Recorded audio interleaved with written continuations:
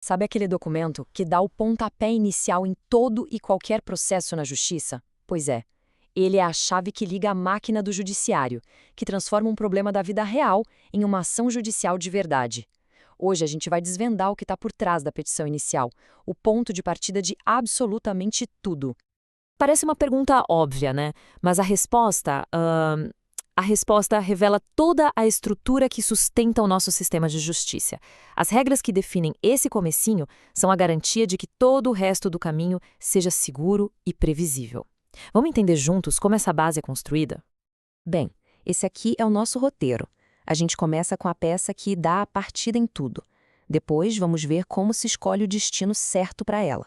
Na sequência, vamos entender a regra de ouro que trava esse destino.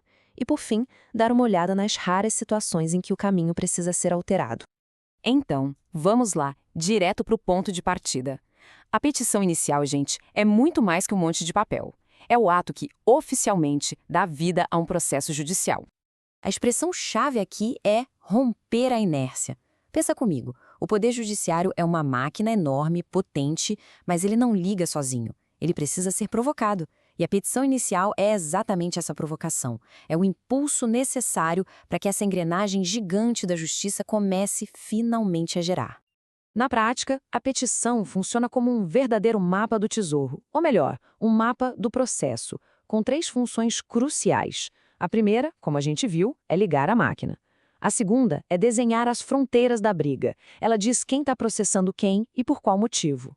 E a terceira, que é fundamental, é entregar esse mapa para outra parte, garantindo que ela possa se defender de forma justa e completa. Certo. Então já temos o nosso motor pronto, a petição está redigida, mas e agora? Para onde a gente manda isso? O primeiro passo prático é o endereçamento, e essa simples ação nos leva a um conceito central no direito, a competência. E olha só que detalhe técnico importante. A petição é dirigida ao juízo e não ao juiz. Não é uma carta pessoal para a doutora Maria ou para o doutor João. É um documento oficial para o órgão do Estado. É como endereçar uma encomenda para um departamento específico de uma grande empresa e não para um funcionário. Faz toda a diferença. E essa ideia de departamento certo é a tal da competência. Basicamente, é a regra do jogo que distribui o trabalho dentro do judiciário. Ela garante que cada processo seja julgado na arena correta pelo juiz que tem a autoridade certa para aquela disputa. Em resumo, é o que coloca o juiz certo no lugar certo para julgar o caso certo. E como essa distribuição mágica acontece? Através desses critérios aqui. Eles funcionam como um GPS jurídico. O sistema faz algumas perguntas. Qual é o assunto? É uma briga de família ou uma questão criminal? Quem são as partes? Envolve o governo? Onde elas moram? Com base nessas respostas, o GPS aponta o endereço exato para onde a petição tem que ir. Agora a gente chega num ponto fundamental. Depois de usar o GPS e enviar a petição para o endereço certinho, algo muito importante acontece. A gente atinge um ponto sem retorno, o momento em que a escolha do destino se torna, via de regra, definitiva. Esse é o princípio da perpetuatio jurisdictionis. O nome em latim pode assustar, mas a ideia é bem simples. No exato momento em que a petição é protocolada, o campo de jogo é travado. Aquele juízo que recebeu a ação se torna o responsável por ela para sempre, mesmo que as coisas mudem depois.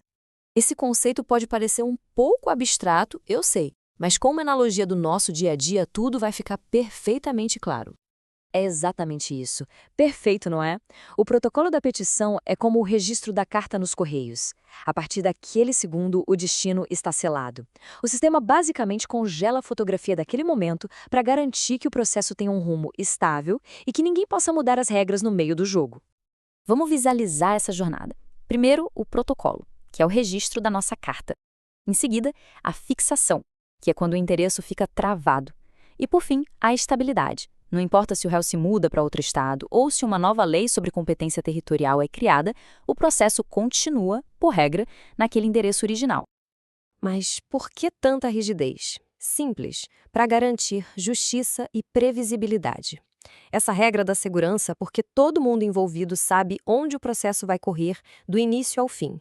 E, o que é talvez mais importante, ela evita a má-fé, impedindo o chamado forum shopping, que nada mais é do que a tentativa de escolher a dedo um tribunal que a parte acha que vai ser mais favorável para ela.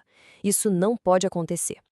Só que, como quase tudo no direito, nenhuma regra é 100% absoluta. A perpetuatio jurisdictionis, por mais forte que seja, tem algumas válvulas de escape para situações bem específicas e de grande impacto. O contraste aqui é bem claro.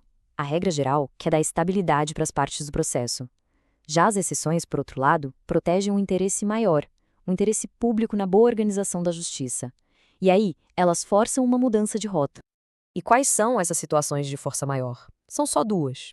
A primeira é como se o prédio dos Correios para onde a carta foi enviada fosse demolido. Ou seja, a vara judicial simplesmente deixa de existir. Não tem o que fazer. A segunda é quando uma nova regra do jogo determina um redirecionamento obrigatório. Por exemplo, se uma lei nova cria uma vara super especializada e manda todos os casos sobre um tema para lá. A mudança se torna inevitável. Fica claro, então, que por trás de um ato que parece simples, como protocolar um documento, existe uma arquitetura jurídica muito poderosa, uma estrutura toda pensada para garantir que o processo seja justo, estável e previsível do primeiro ao último dia. Então, para a gente amarrar tudo, a petição inicial dá a partida e desenha um mapa. O endereço nesse mapa define onde a disputa vai ser resolvida. E a regra da estabilidade, a perpetuatio jurisdictionis, garante que o mapa não mude no meio do caminho, a não ser por motivos muito fortes que afetam a própria organização da justiça. E tudo isso nos deixa com uma reflexão final, né? Essa regra que foi criada para dar segurança, até que ponto ela consegue se adaptar ao mundo que muda o tempo todo? Essa é uma tensão constante que o direito precisa resolver todos os dias. Muito obrigada pela companhia e até a próxima.